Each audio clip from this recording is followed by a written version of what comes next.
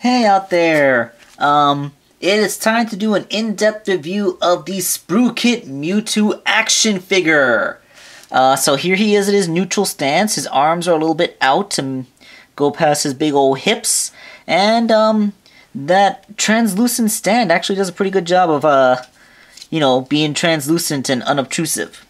So, believe it or not, this thing actually has an action gimmick. I showed it in the build video, but it wouldn't hurt to show it now, that there's no distractions. You simply push his tail up. Let me get the base away. Push his tail up. Come on. There we go. When you push his tail up, his arm moves with it. Yeah, so you can like Mewtwo use Psychic.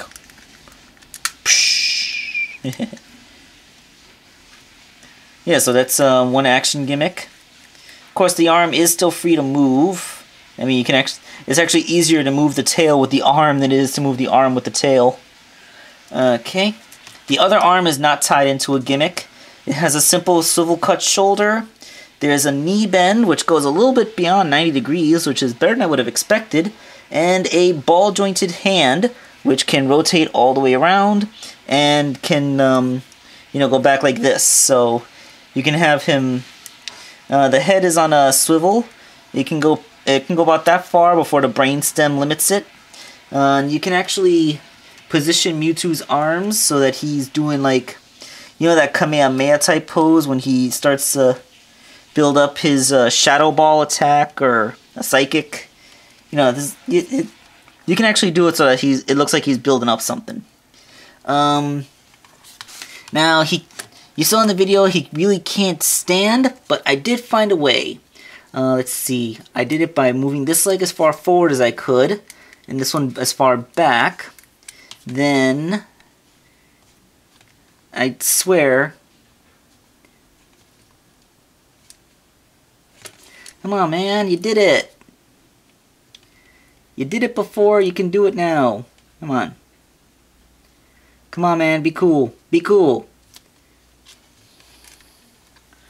Ugh! This is just the kind of thing that you can't get to work on camera. Hold on a second, I'm gonna make it work. Yeah. You can totally get Mewtwo to stand in a pose. Yeah, this is the only way I've been able to get the figure to stand. Like for the most part, this foot is flat, and then he's just kind of on one toe on his back foot. See? So, yeah, it is possible to make the figure stand without his figure stand. It's kind of precarious, but it is indeed a possibility. That's actually not a bad... It's not actually a bad pose to stand him in either. It almost looks like the way his sprite looked in the game. Alright, so the only thing I can really think of right now is to compare him to some other Nintendo figures. The only Mewtwo action figure I have is the one from the Burger King promotion way back when the first movie came out, which was, damn, well over a decade ago now I think about it. But, we have some other stuff we can compare him to. Let's just line up the camera. Okay. So let's see, what have I got? Alright, how about the SH Figure Art Mario? Okay.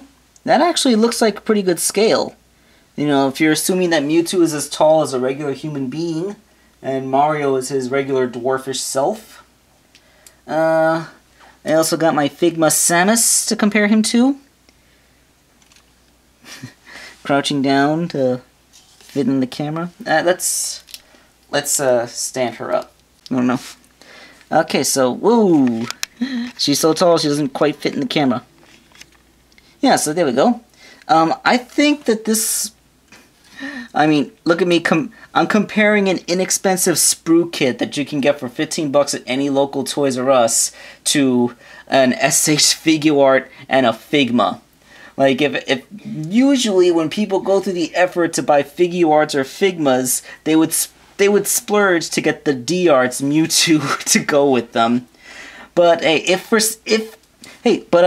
this Mario figure is the same height as the World of Nintendo Mario, so If you just had the little World of Nintendo Mario you could buy at Toys R Us for $10.50, then yeah, there you go.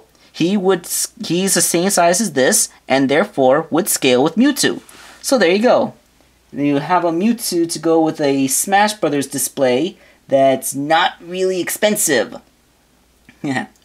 Alright, so, yeah, I mean, I've shown you pretty much everything you can do. He has very basic articulation. He only has cut hips.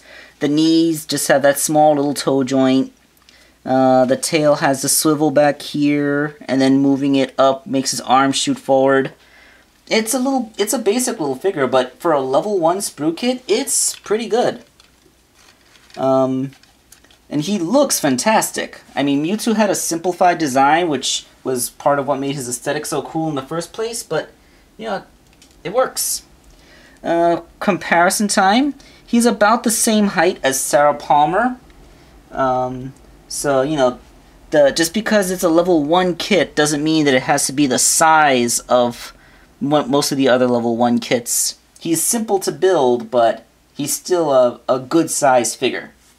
So if you're looking for an inexpensive figure to scale with your World of Nintendo 4-inch figures, or at least your World of Nintendo Mario figures, because he's a little bit too big next to Link, but this, you know, this is a 4-inch Link figure. He'd scale well with a 6-inch Link figure, again, which would be the Link Figma. But yeah, what we got here is good. It is very good. Alright, so I would recommend getting this little kit. It's a very fun little kit to build, and a very cool little figure to play with. So this is Wake Angel 2001, signing off.